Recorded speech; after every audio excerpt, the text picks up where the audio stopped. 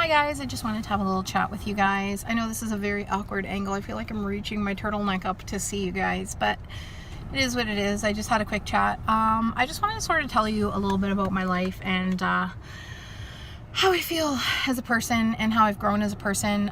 It's sort of been a 5-year journey for me, and it started around the time that I had kids, I would say, and sort of has evolved from then and become something of a personal growth, a life growth, and everything that encompasses it. Basically, I have to say that, like, as I grew up, like when I was a teenager and a child and all that, I really felt a need to validate how I felt and what I was based on the opinions, acceptance, presence of others in my life.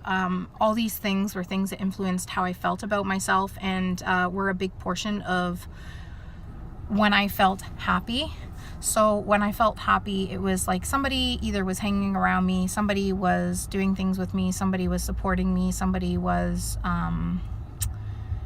that sort of thing. Anyways, as I grew as a person and as I became a parent, and I guess part of it was growth with my husband as well, being able to support each other and be a team and grow together and succeed as a family and a couple. It all sort of kind of fell into place, and I started to slowly realize that in order to love my life and enjoy my life, it really didn't have anything to do with other people, and it really didn't have to do with how I felt about myself, but it did have to do with sort of how I fulfilled and accomplished my self-worth. And this word gets thrown around a lot, and I feel like people don't really understand what it is. And I still have friends to this day who are 30, 35 years old, around my age, or just older than me, or just younger than me, and they really don't understand self-worth. And it really hurts my feelings to see people who sell themselves short. They're amazing people who do amazing things and accomplish great things, and the only currency that they feel in their life is important is having somebody by them who makes them feel valuable, or friends that love them and spend time with them. And the place that I'm in right now in my life, it's sort of like I have no time to myself. I do have a lot of hobbies that I spend very little to no time with, and I find that as I get older and things get more complicated with work and home life and family life and planning functions and all that, it just it becomes so overwhelming that you really don't have time for yourself. So when you do have that minute to do something, or you choose to enjoy yourself by doing something, you really want to make sure that the thing that you're doing is going to be something that makes you feel good, and definitely with someone who makes you feel good. So I guess what I'm getting at is I just want to say that, no matter what type of person you are, no matter what things you like, it really doesn't matter. I see a lot of it in the doll hobby to just tie it into sort of the hobby that I represent on YouTube. People are always worried about what other people think about them, or they think that they're not allowed to have something because of its value, and or they think that others' opinions of the value of their items really matters, and or makes them feel good or bad, or whatever in between to that. But as a person, everybody has their hobbies, and everybody throws money into those hobbies, and that could be something as simple as watching your cable. You pay for your cable. Say that you live with your boyfriend, or you live by yourself, and you pay for your cable, and that's like, sometimes it can be anywhere from $40 to $100 a month, sometimes even more if you get like dedicated channels like sports, etc.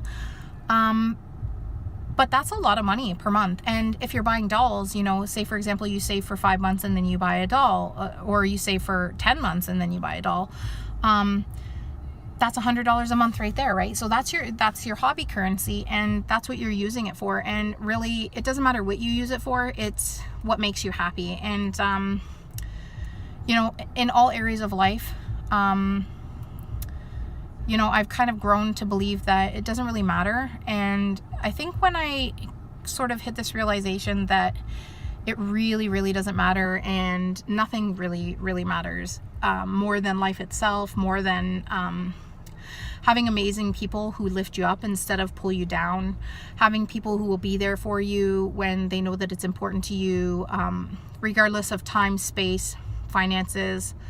That's the really important part in life, like just being able to feel like you've got somebody there who may not always be present, that have something that you love, that may not always be something that you can spend money on, but it's something that makes you happy.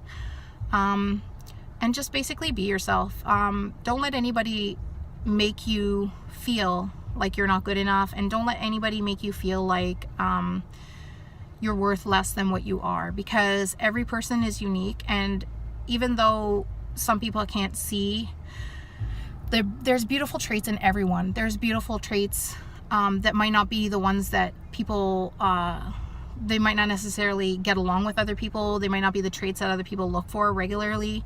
I'm one of those people. I'm one of those people who most people think I'm just rude and nasty and antisocial. I don't hug my friends, blah, blah, blah. These are all things that people have told me, like, before they met me, they thought about me. And now I look back and I'm definitely not a negative or scary person. And oftentimes people have just misconceived me from the get-go, and sort of rode on that fact and hadn't talked to me for several years, or did talk to me and wondered why they ever thought that. So just, again, don't sell yourself short. Don't ever give up, and don't ever let anybody make you feel like you're less than what you are. So that's my message for today. Anyway, see you guys next time. Bye.